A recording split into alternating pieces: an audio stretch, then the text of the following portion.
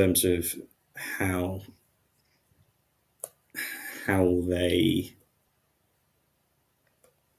how they impact the conversation about climate change that you mentioned a moment ago. It's the where what the problem is, what is causing the problem, how do we fix the problem, and when you mentioned the game studio that the gamers said we want to support this cause, and they did Space 8. that. Space 8, yeah. So that sounds, oh yeah, that's good. Someone's got a cause. They donate money towards it through a game to help the cause. Great, but the problem is the issues that face us. They're supposed to be done through governments using the money paid through tax. And so what they're saying is pay your taxes and we'll siphon as much of that as possible into private businesses. And then on top of that, if you've the other problems in the world, you have to donate to that out of your own pocket. So, and then we look at why isn't our taxpayer money being used to actually fix these things? Because politicians are corrupted by the wealthiest people and corporations. But that is that's the difficult fight to have. It's far easier to go pat yourself on the back and going, oh, we're helping with this, when that's going back to individual responsibility Yeah. rather than it being the system. Because if you go, right, if everyone chips in £5, we can make sure that everyone who is homeless has a home. They go, oh yeah, that's a great idea. Everyone puts in £5. Oh, how about for another £5 we can get all children's school meals? And then you go, oh yeah, that's all brilliant ideas. And then you look back and go, that's what taxes are meant to be for. And it doesn't get around to that. And I think another problem with them being so tentative about climate change is it feels like it's just putting it in a normal barrel filled with video game enemies. You've got zombies, you've got evil scientists, you've got Nazis, you've got climate change, and just makes it not having the weight that it needs. And the demonstrate again, coming round to how do we fix it. The people who were doing the Just Stop Oil protests, where they were throwing stuff on paintings and blocking the motorways, that's good for getting attention, but it hasn't changed anything. And marches don't change things, and politicians can't change things. Though all those ways that we're told our entire lives are the ways to fix things, they have been proven to be extremely unreliable, which, again, bringing it back round to the union organising stuff, the only thing that stands a chance of working and making change has been the RMT strike recently, because they have you get 90,000 people, all the people qualified to do a job, and you say, we're not going to do it. That is reliable power. But again, it isn't very sexy, and it's hard to use as games. Yeah. So I just wanted to add that on the end of that topic. Yeah, I do think that, like, it makes me think about like Cameron's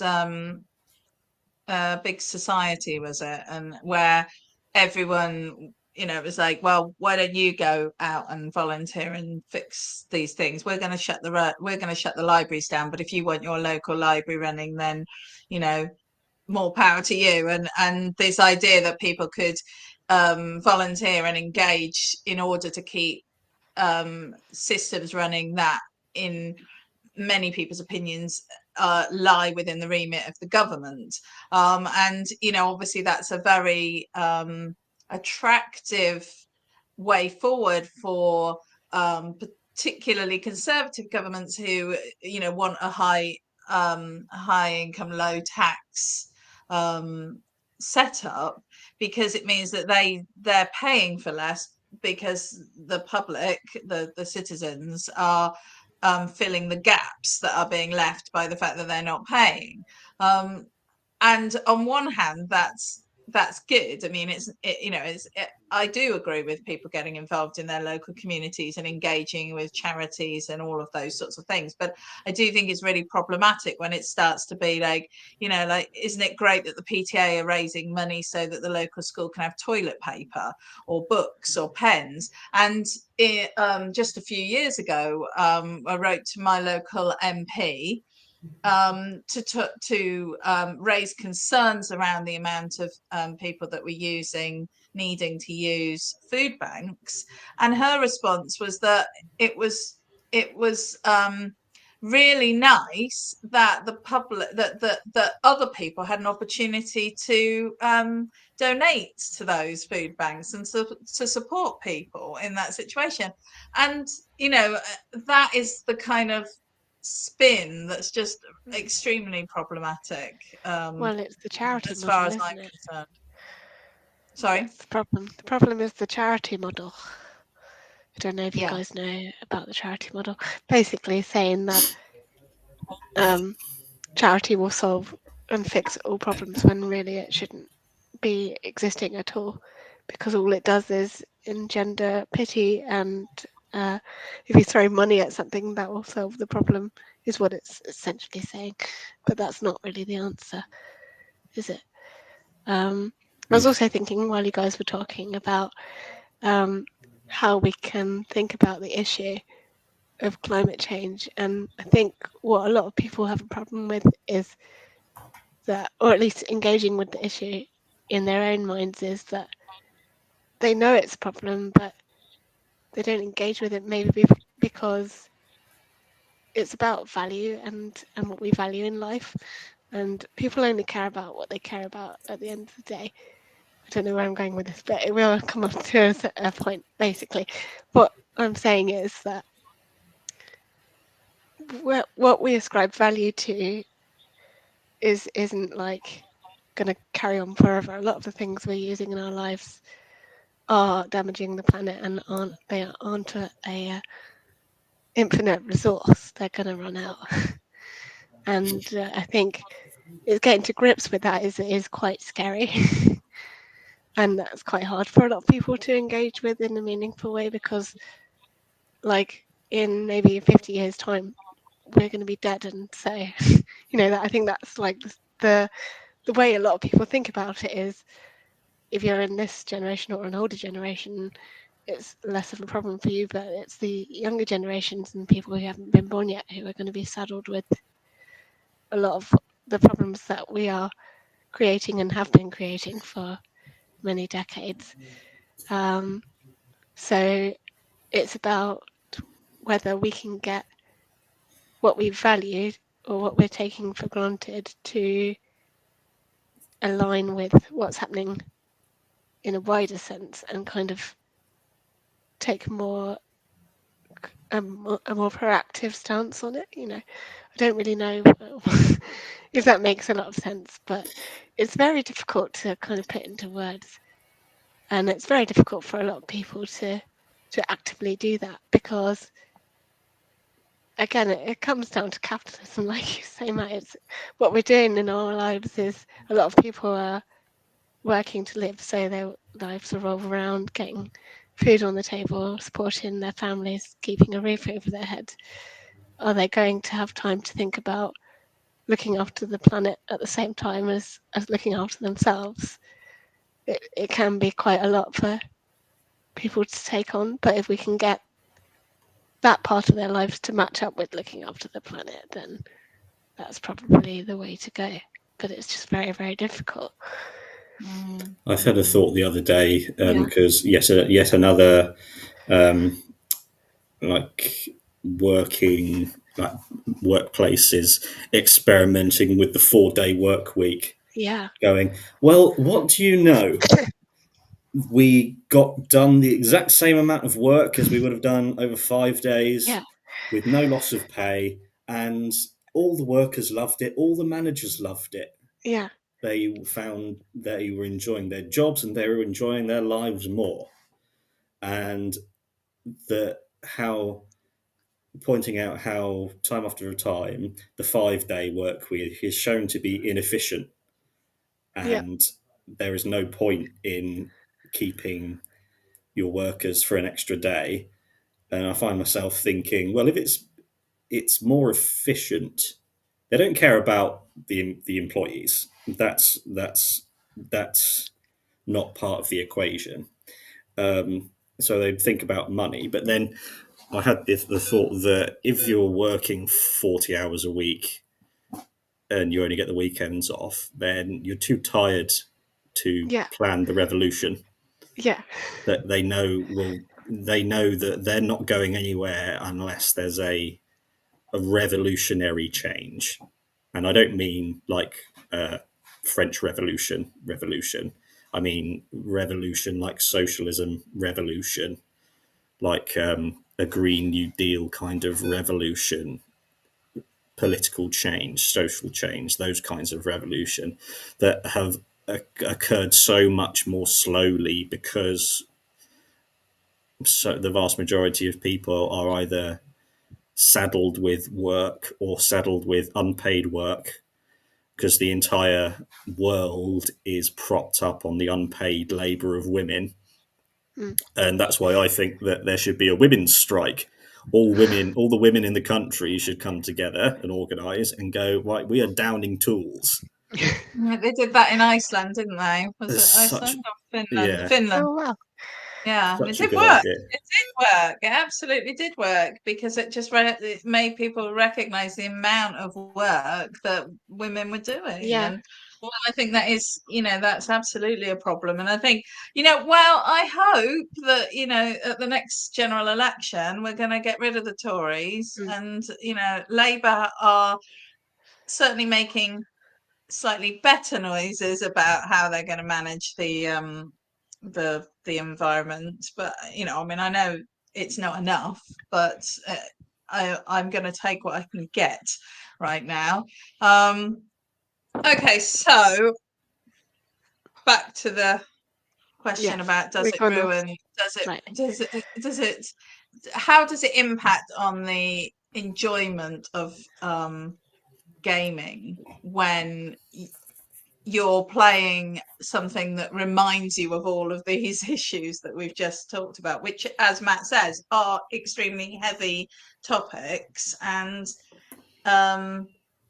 maybe shouldn't be sort of minimized in the way that they are in games? In my experience with the games I've listed, I don't think it's impacted my enjoyment. It's made me think about it. And then after I stop playing, I'll be like, oh, maybe I should do X more or whatever. And then eventually I might get around to doing it. But I definitely do. It's like a little tiny seed in my brain that is implanted there after playing that type of a game. But it's acting on it is another story, I think. But it doesn't ruin the enjoyment of the game. No, I don't think so. And I think if we're looking at games that are going to kind of hammer home the message a little bit more, maybe in educational settings like schools and things, I think that would help the learning kind of be a bit more cemented and more enjoyable for any school kids that are trying to learn about the topic and get to grips with it. Or even if they were making a game about saving the environment, maybe, in those kinds of settings, I think it would enhance things with gaming as the tool to help kind of ease the heaviness burden. But yeah, in terms of my own gaming experience, I don't think it's marred the enjoyment at all. No. But I can see where you're coming from. Hey. Yeah. I think I think it's getting that balance right, isn't it? Yeah. So what do you think, Matt? I'm quite grateful in that I've been learning about capitalism and union organising over the last year, because it puts into perspective the problem and the causes of the problem. So I am confident that I understand why the things that I might see in games are happening when it comes to climate change. I understand what's happening. I understand why it's happening, and understanding what I think is the best action to guarantee meaningful change. Because there are things like recycling and planting trees and donating to charities, plant trees and stuff like that. But that's the taking personal responsibility side again. And so I look at it and go, right, individuals can't solve this. Whether it's individuals, even if the wealthiest 10 people on the planet suddenly went, oh my God, what are we doing? And tried to change everything. The next in line of those incredibly wealthy people would find a way to neutralize those people, because it's that system that pushes those people up. And I believe that organizing your workplace and then organizing with other workplaces and building up that's the meaningful, reliable pathway that I could make an impact in. And knowing that that is a very long process and you can't do it. You can't do it quickly. You can't do it alone. So that allows me to relax and sit back and go, I don't have to make an impact on my own. I just need to be part of this crowd and try and help build this crowd. And then it means that outside of that, you can relax and just enjoy things. So one thing I've been thinking about recently, so Amazon, Jeff Bezos. Jeff Bezos is the heart of darkness, because the horrors that he inflicts on his workers and everyone who works in Amazon or works with Amazon is just being squeezed and crushed to make their service as incredible as it is, because it's awesome. You can get anything from anywhere in the world in 24 hours for a really low price. It's an incredible service, and but it's extremely bad for the workers, it's bad for the environment, it's bad for so many people all along the supply chain. So what we're told would be to just don't use Amazon, or try and only use bits of Amazon, or boycott it or whatever. But you as an individual not doing it and not enjoying it won't make a difference, because to make a difference, the entire business model needs to be changed, so that if you go, instead of 24 hours, it could be 7 days. And then everyone along the entire supply chain their lives would improve massively. And that won't happen from outside Amazon. But what is happening is Amazon stores are unionizing, and those unionized stores are popping up all over the place. So when they build up enough power, they will be able to negotiate to make that change, which none of us can impact personally, apart from supporting any Amazon workers that we might know. And then that means you can relax and enjoy Amazon, because you know that they know what the problem is, the union stores and the workers, and they're doing the meaningful work, I think. So that's my perspective on how to enjoy these things. Yeah, I'm not sure how I feel about that. I think the I think the argument is very valid. I think that the issues need changing, that things need changing at a very high level. But I also think that one of the things that has been mentioned a lot over the last couple of days, alongside the government's new policy on people coming here on boats, on small boats across the channel, and the fact that they're going to refuse them to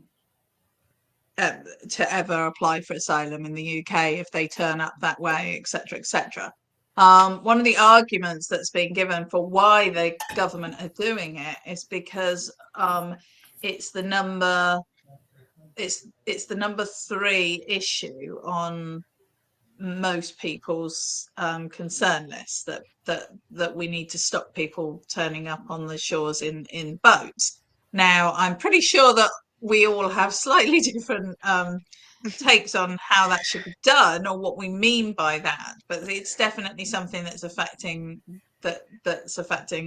a lot of people's views, and it's the second most important issue for Conservative voters, classic Conservative voters. And subsequently, they're doing it. So I think there is an argument to be said that yes, we need to unionize. We need pressure put on organisations from the inside.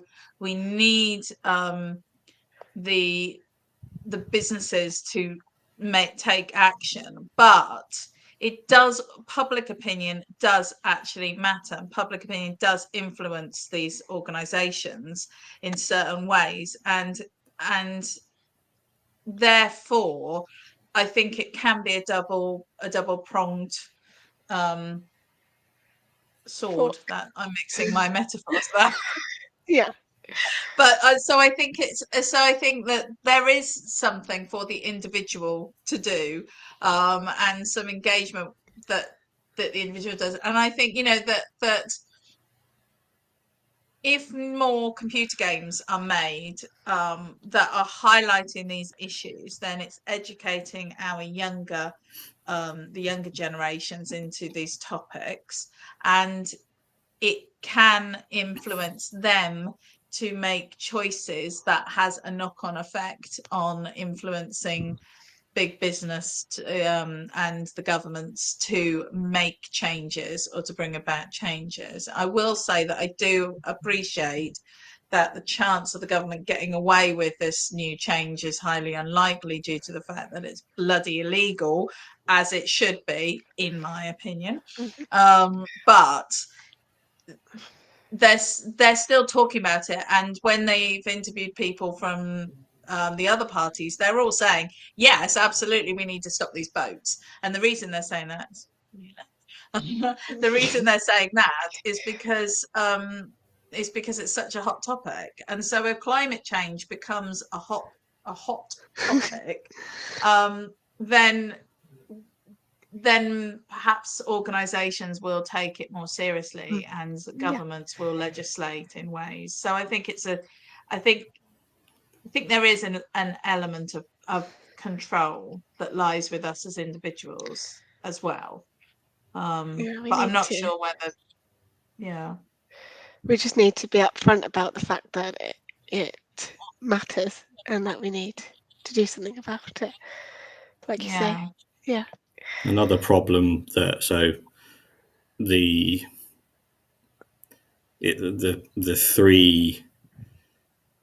the unholy alliance of the arbiters of all doom and everything is, you've got the wealthiest people and their corporations, you've got the governments that they corrupt, but then you've got the media that they own. So all social media platforms are owned by billionaires. In mainstream media like BBC, Sky, CNN, those big things, they are massively overrepresented in terms of people they are populated by the same people that are overrepresented in politics, the ones that come from private schools and Oxford and Cambridge, all the old boys club, they're the same in media. And that is why people coming people who have nothing desperately trying to get here on boats, fleeing, searching for asylum.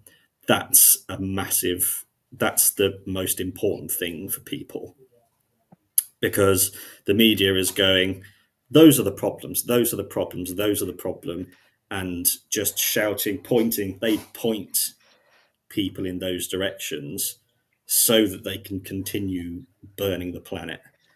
And that's why I think they shape public opinion. So, for example, on the RMT strikes, they've just been piping out, you're Marxist, you're communist, you want to ruin Christmas, you want to ruin people's work.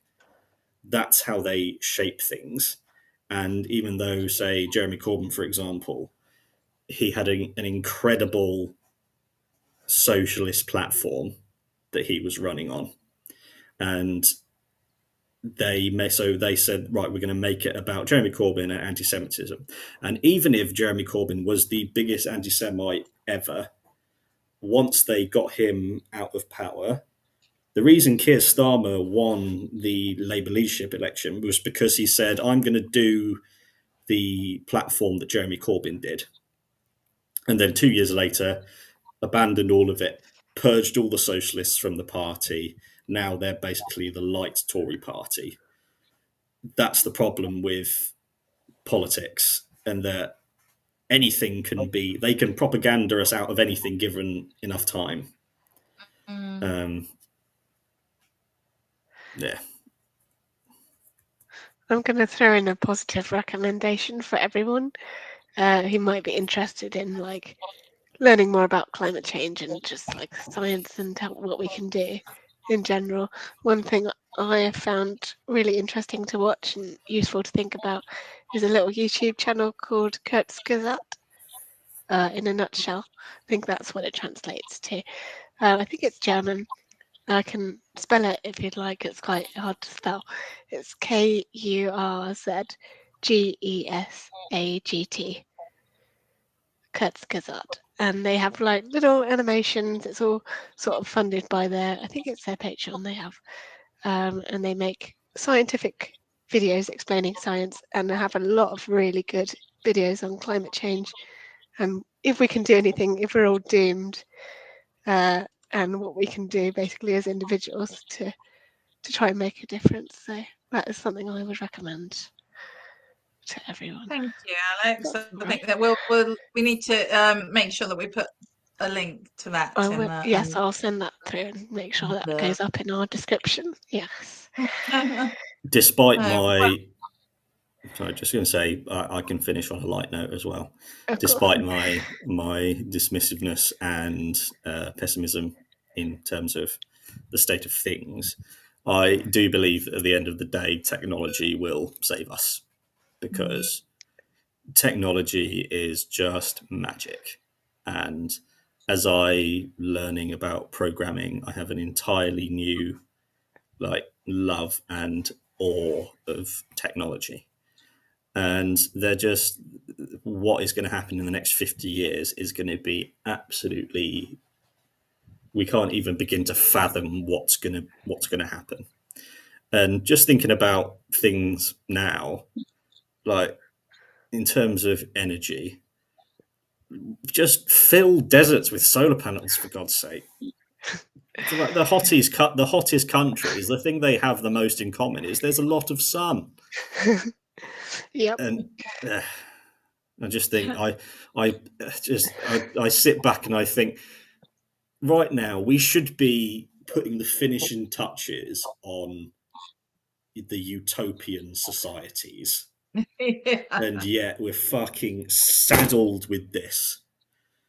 And the people I do blame are the previous generation who went, oh, it's okay for us, we'll just coast. And then that just leaves the space for the wealthiest people to go, oh, while you're relaxing, we're going to ruin everything. Darn those boomers. Fucking Indeed. boomers. Excellent. Well, on that note, Yeah. we'll say I had an awesome wildcard question, but I will keep it in Ooh. hand for the next time I'm hosting. Okay. I have to wait and see. Yeah, thank you so much for listening to us, and check out some of those eco games.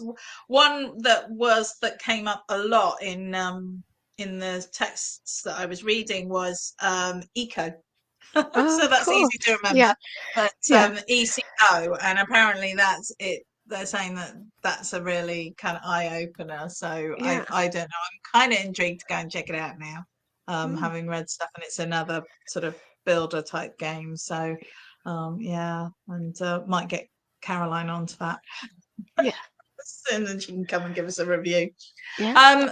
So yeah, we've been gaming the system, and you can find us in all the places that will be coming up at the end of this video. And in the meantime, we are out on Thursdays and some other days, I think, but there's always something out on a Thursday.